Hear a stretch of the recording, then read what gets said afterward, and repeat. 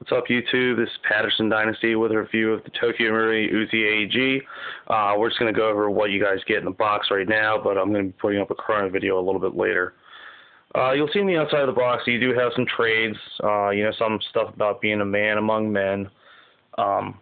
Here, with the specifications, you will notice that it does have an EG1000 motor, but it's the EG1000R, which turns in reverse. And this is actually the only AEG that uses the version 5 mech box. I'll show you a reason for that in a second. Inside the box you have the replica, which is the majority of it is plastic, but there are a few nice metal parts that help hold the gun together and give it a more solid feel. When the gun first comes in the box, it has this orange tip attached. I took mine off just because you can't fit the barrel plug on it with the orange tip on it. The orange tip was glued on pretty well, but I just took a pair of channel locks and kind of crunched around it and eventually came off. Now onto this. This actually is the tracer adapter for the old style Marui tracer unit. Unfortunately, I have a new style Marui tracer unit, so it doesn't do me any good. You have a front sight adjusting tool, a small box that just tells you that it uses a stick type or AK type battery. No battery actually comes in it. A push-down type speed loader, and under this little window right here is a baggie of 0.25 grain BBs. Normally with AEGs from China, you don't use the BBs in the little bags they give you. Most of them are crap. However, these are Marui high grades, so you can actually use them. And onto the replica itself.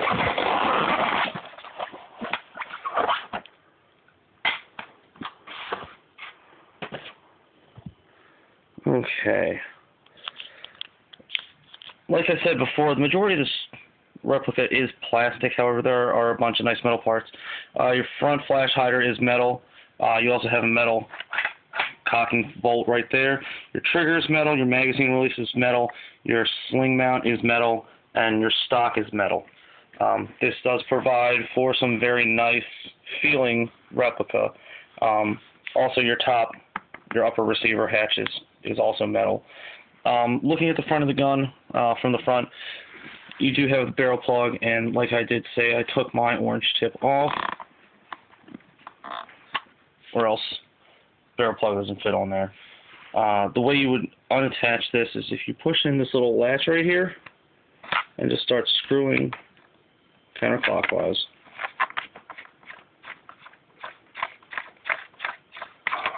Eventually, that comes off. Unfortunately, the barrel does protrude through this little flash hider, so there's not really much you can point on this gun anyway, and you're probably just going to want it running stock.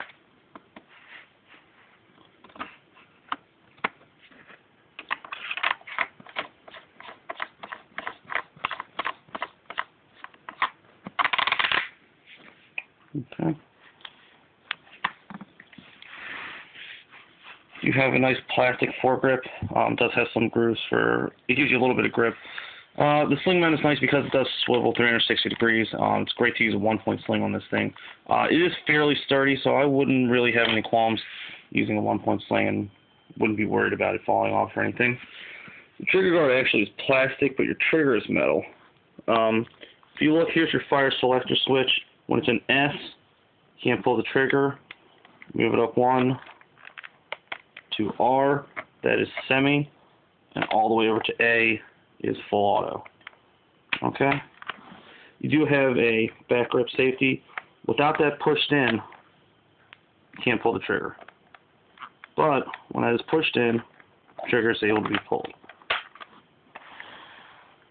Looking down your magazine release, just push the button in, slide the magazine out. This gun does come with a 40-round mid-capacity magazine. This magazine actually feeds very well, unlike your high caps, which have a little bit of issues feeding. Let me show you. When you put the magazine in the gun, it doesn't really like to go in very well. It does click in, and magazine release. So.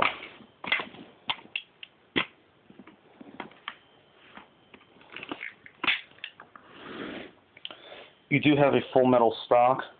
The stock is unfoldable. The way you do this is you just pull down and pull out, and your stock clicks into place. If you want to fold the stock back, you just push in on the hinge right here, and that folds. Push in on this button right here, and the rest of the stock folds just like that. Okay. Looking closely, you do have some fake trades, SMG UZI, not Uzi, 9mm Japan, and if you can't read that, it does say Marui. Looking down the sights, you do have a pinhole rear sight aperture, and your normal standard Uzi front sight aperture.